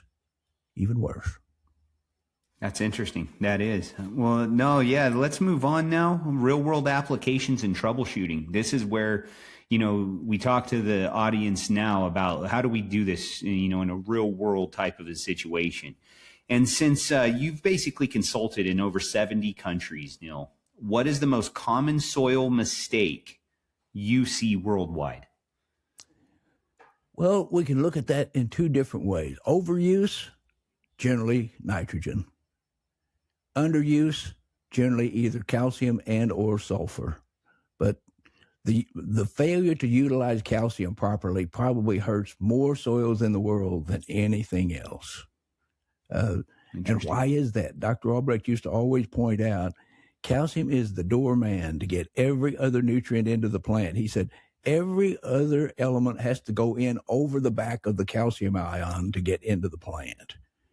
It was really interesting. Years and years ago, a fellow that in Canada that had just gotten his master's degree in agronomy from Guelph University came to one of our meetings, and we were talking about the importance of calcium, and we need calcium to get other nutrients in. And he said, the professor in his last advanced agronomy class, the first day he came into the class, he said, now, class, if they can't tell you how and they can't tell you why, you better not be doing it. They need to be able to tell you how and why. But he said, then close to the end of the year, one time he came in, he said, now, class, I can't tell you how and I can't tell you why. But until you get the calcium saturation in the soil solution around the root hairs to at least 60%, we don't get maximum uptake of nitrogen, phosphorus, and potassium into the plant. Is that a good reason to say when we check a soil, the base saturation of calcium needs to be above 60%? Because how are you going to get it above 60% in the around the root hairs and keep it there if you don't have it in the soil? That's a good point. And that's one of the first things you look at, I would take it, when you're looking and you're analyzing these reports. The first thing we need to know in terms of how to evaluate a soil is how much is what amount of negative charge is there? What's the exchange capacity? Because until we know that, we don't know whether we got a cup or a bucket or a barrel. And then once you know that, now all of a sudden I use the illustration of coffee. Let's say that if you're drinking coffee, you like a teaspoon of sugar in your cup of coffee. All right. If we just got one cup, we need a teaspoon of sugar. That might be like a sandy soil. But then if we've got a sandy loam soil, that might be like a bucket. So instead of one cup of coffee, how many cups of coffee we got in that 2-gallon bucket or 2.5-gallon bucket or whatever. Now we got to put 1 teaspoon of sugar for every equivalent of 1 cup of coffee in there to get the same saturation, the same sweetness. If it's a barrel, now it can take whopping amounts in order to do the same thing. So a real heavy clay soil, if we had to take care of all of it, thankfully most of the time most of it's taken care of, but it turns out to be a lot more costly for a heavy soil if we have excesses or severe deficiencies than it does for a sandy soil. So when we look at trying to balance out a soil and so forth, yeah, that's where we have to start. Now, once I know what the exchange capacity is, the base saturation percentage of calcium, magnesium, potassium, and sodium, or the next thing I like to look at, because that tells you what your soil structure is going to be or what you need to do to get the most from the soil. Now, we got to grow a crop this year in order to, farmer got to make a profit this year in order to stay in business. And so what we look at first is what is most limiting to the crop. But if you want to look at long-term success, what needs to be looked at is what is it that's limiting to the soil? Because once we correct that in the soil, like I've got clients that corrected their copper level in the 1970s. When I say corrected, got it to 2 or 5. I've got some guys that got it to 5 in the 1970s. They haven't had to put copper on again yet. The copper level is still It's taken above off 5. those hundredths of a pound or thousandths of a pound that it needs, and that's it. But the soil's balanced. Yep. It's balanced at that point. And the guys that put it on back then, you know what they said? Man, copper sure is expensive. But it was a whole lot less expensive then than it is now. Yeah, you're telling me. I was going to say, and now it's really expensive, right? It's a good investment, you could say, back then, right? You look at it in that form, and it's not only in crop investment, but in the actual investment of the copper as well. And nutritional side of it for livestock and for us. I have a copy of an article from the Saturday Evening Post. A lot of people today might not even know what that magazine is, but that was, when I was growing up, that was one of the most popular magazines.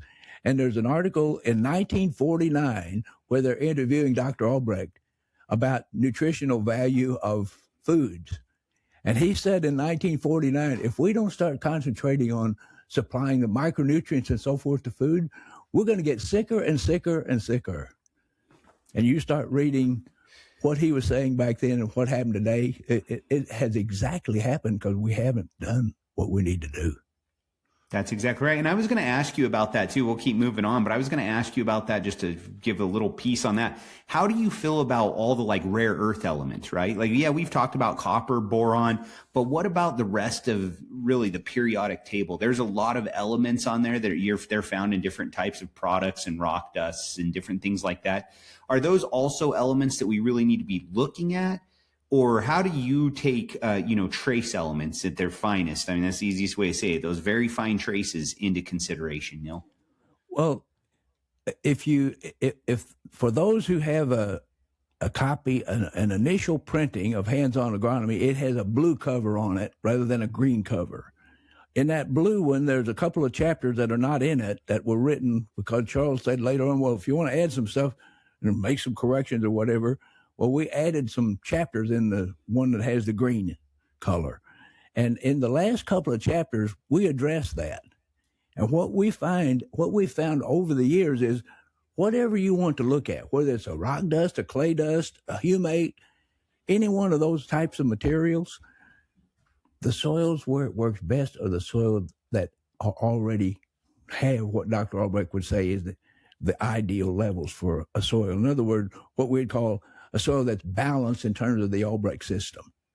And that's where they work the best. Now, Dr. Albrecht showed this. There are people who will say, oh, microbes are the answer. They're going to give you everything you need. Don't worry about it otherwise.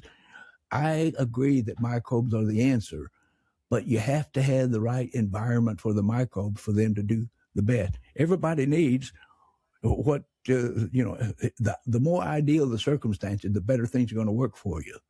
But Dr. Albrecht was actually hired at University of Missouri as a soil microbiologist.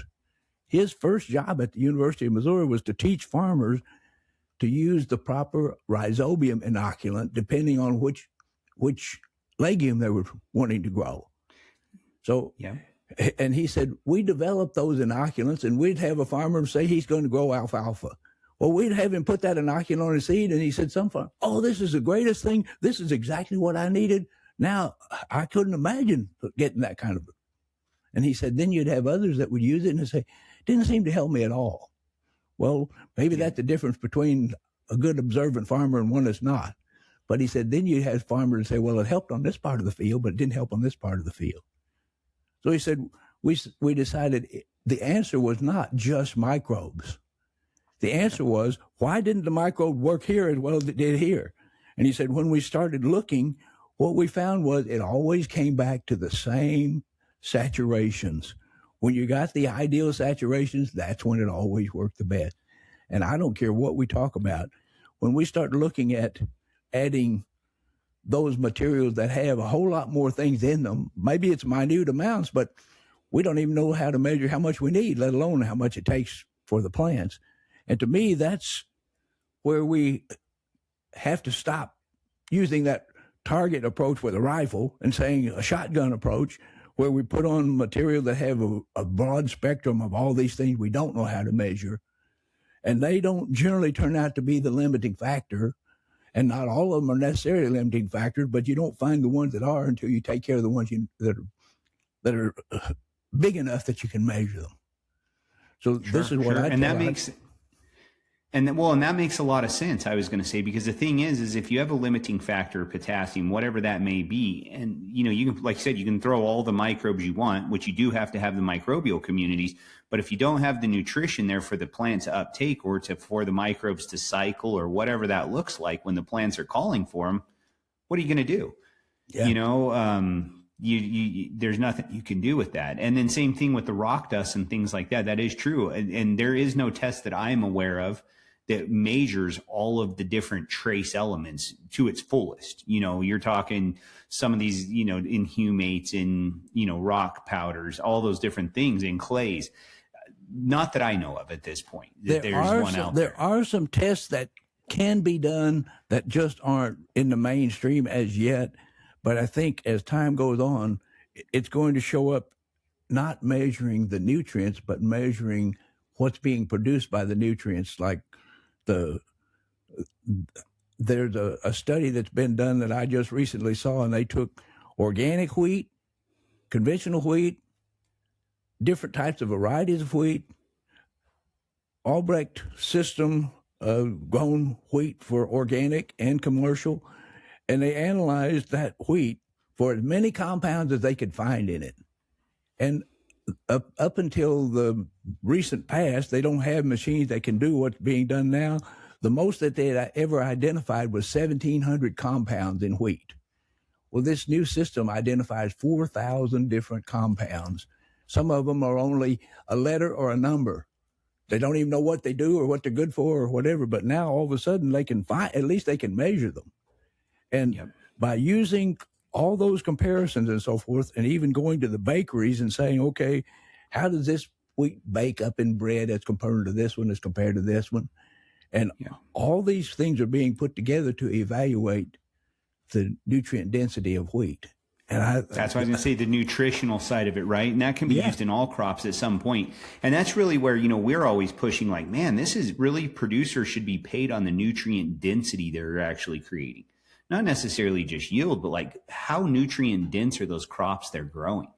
What's in them? And that's a big thing that I think we're going to start seeing more and more of. And as producers and farmers are paid on that, it's going to want them to take care of their soil better, right? Balance it through the Albrecht methods, whatever that looks like, to provide the most nutrient dense food possible. To me, that's where our trouble started. Back in the 1950s, I think it was 1955, I still have the manual, but it's a paperback published by the Council of Economic Advisors, advising the President of the United States. In one section of that, the Council of Economic Advisors advised the President, we need to adopt practices that lowers the price of food. It didn't say adopt practices that gives us good, nutritious food. It said to lower the price of food so the consumer doesn't have to spend so much on food. so he could spend more money on consumer items. It wasn't a matter of looking at, well, okay, let's get a more economical food base so that, but make sure it's healthy. Because when you say let's get cheaper food, now all of a sudden the pressure is on to do cheaper food. Well, what that pressure on to a farmer? Well, how much am I going to have to reduce the fertilizer bill or whatever I need in order to still be able to sell? Because the emphasis was on bulk and not on quality. And I think that's where we really got off track, and we've just gotten worse and worse off track because people aren't looking for what keeps us healthy. And as a matter of fact, there are a lot of people that'll say, oh, it doesn't matter. That's not what really makes us healthy is for what we eat. It's just, eat what you want to and then take a pill because we're going to be sick anyway. Well, we are now. Yeah, we are. Our soils are sick. We're sick. Everything's sick, it seems like, Yep. And the closer we pay attention to the nutritional values of the soil, the better the nutritional values are going to be. And this is actually starting to be shown now that we have somebody concentrating on nutrient-dense foods. But nutrient-dense foods don't just come. You got to put the right nutrients there to get it. That's right. And that comes back to what we were talking about through these tests and things like that, balancing soils, making sure those little pieces of the puzzle are all there. So when the plants call for them and they need them, they're ready to go, Yeah, let's talk a little bit about the cost. Okay. Oh, yeah, go ahead. I'm just going to say there's an old saying, you can't manage what you can't measure. Yeah, that's right. That's exactly right. The cost of inaction. Yeah. Let's discuss the ROI of soil balancing, right? Is it more expensive to fix the soil or keep propping up a failing system? And I think you mentioned this a little bit, right? It's wiser to get those levels up of copper or whatever that is because your yields are going to follow. There are a number of things we could talk about there that sort of are a factor in it. But the big factor comes down to something like this. I had a client, and the father was farming for years, and he was spending the money to get the soil balanced out and so forth. Then he retired, and his son started to do the farming, and he still used our program, was putting on everything, but the bank they were using sold out to a larger bank. And when they sold out to the larger bank, he got called in, and the fellow that had to do with ag loans said, well, you gotta reduce your amount of money you're spending for fertilizer. You're spending way more than everybody else. And he said, well, what about my return on investment? He said, well, yeah, it is. You have the best return on investment. He said, and that's how I get it. I have to spend that money on fertilizer in order to get the yield so that I can get that return on investment. Well, long story short, they approved his loan. The next year, that bank sold out to another bank, same story. They called him in and said, you got to reduce your cost of fertilizer. You're spending way more than other farmers. He got his loan again after he showed them what was happening. That happened 3 times in a matter of about 5 years. And he said, I could still come in and show them, well, look, all right, I may spend a lot more on fertilizer, but I still make a better return on investment. Whenever you're putting what you need there, that's going to pay off. But you can't convince most people of that. They have to learn it for themselves. Yeah, well, and banks, they're the best ones to explain it to because they love return on investment, right? They get it. Yeah. So, at the end of the day, they're the good ones to tell it to. But that's exactly right. So, and that's where the return on investment comes. You balance your soil, you grow more yield, you grow healthier crops, other inputs. It costs you less, for sprays, pesticides, fungicides, you name it. And the money does go back into the right person's pocket, which is the producer, the farmer, the rancher, the guys that are sticking their necks out there to grow these crops, to feed us, to feed animals. It's a big deal. Let's do a transitioning question. If a grower has dead soil or soils, I don't want to say dead because that's the biological side, which you and I discussed. It's a very important piece of that puzzle. If you don't have any life in your soil, you're in trouble as well. But say, where do they start? Like with your method, if it's a dead soil or low, where do they start, and what is the first domino that needs to fall? Well, what I would say is we need to get back to those 4 issues of life itself: shelter, food, water, and air. And the one we'll normally find that's most limiting is either air or water. Okay. So if you're clay soil, too much water, not enough air. What do we do in order to increase the porosity of that soil? Now, that's for long term, and that has to do with getting the calcium, magnesium, potassium, and sodium in the right percentages. Sure. For sand, it's the opposite. Too much air, not enough water. So there we start to try to see, well, okay, how can we use magnesium, potassium, and sodium, get them there in the right amounts for what we need to grow the plants, but at the same time, it just reduces the pore space so that now we don't have so much air in comparison to the amount of water we want to hold. And sands need help holding water. Clay soil need help getting enough air. Perfect. To me, so that's those are the the first place. things If that you you're would looking look long at. range, that's where you start. Perfect.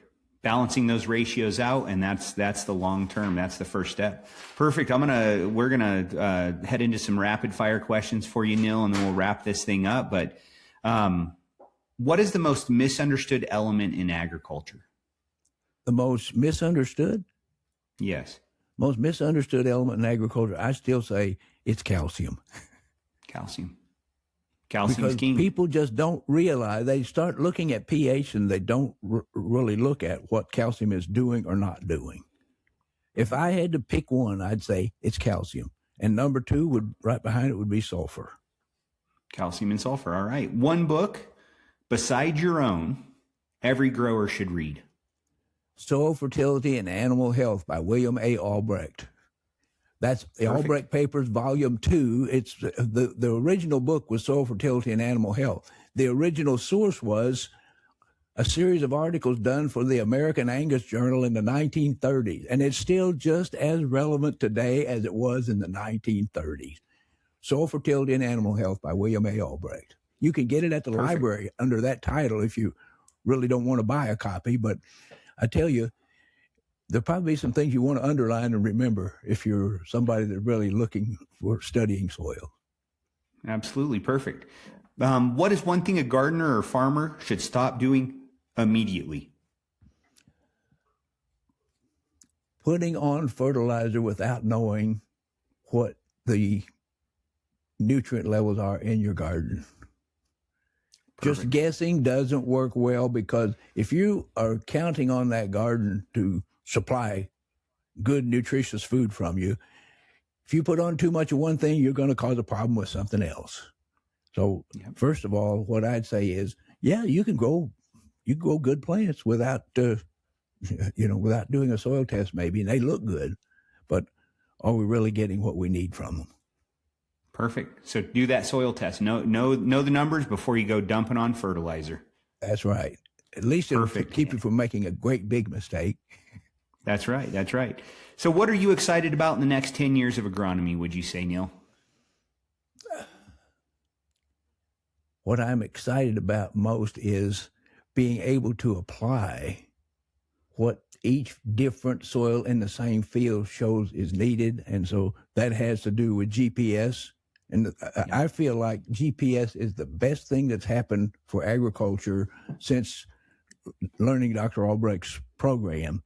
But it's like everything else, we've got to use it properly. And right now, there's so many different ways people are doing. But what I'm looking at is, when is the day we can say, all right, this part of the field needs no lime at all, this part of the field, and it's here. We have people that are doing it, but most of agriculture is not, because they only look at pH still yet. We've got to start using our science, and the science is there. It's just using it. Fair. That's fair. If you don't mind, where can we find Kinsey Agricultural Services and information on your courses, if you would, Neal? Share that with our audience. As far as finding the courses that we actually sponsor, go to our website, www.kinseyag.com, KINSEYAG.com. But you'll find that there are very few on there anymore, because most of the programs that are conducted are sponsored by companies or groups or whatever. And we'll say, if you will send us the information soon enough so we can get it on our website, we'll be glad to publish it on there. But most of them don't send us anything until right at the last minute. So many of the meetings that we have are not advertise, and some actually will say we don't want it advertised. We already are full. We've got, we've got as many as we can hold, so we don't want you to advertise it. So, but as far as anything that we sponsor, it will always be on there. KinseyAgServices.com. That's where you're going to go. Just Kinsey Ag, just KinseyAG.com. KinseyAg.com. Yeah. Perfect. Yeah. Well, and I just want to wrap up. I definitely thank you so much, Neal, for your wisdom, just for sharing everything that you've learned over the time that you've been working with soil. From your time with Dr. Albrecht to today, and everything you've learned, you've shared it with our audience, and we appreciate that. It's the truth. It really does help the future, seeing things like this. We're going to push this out to the world, to all of our audience.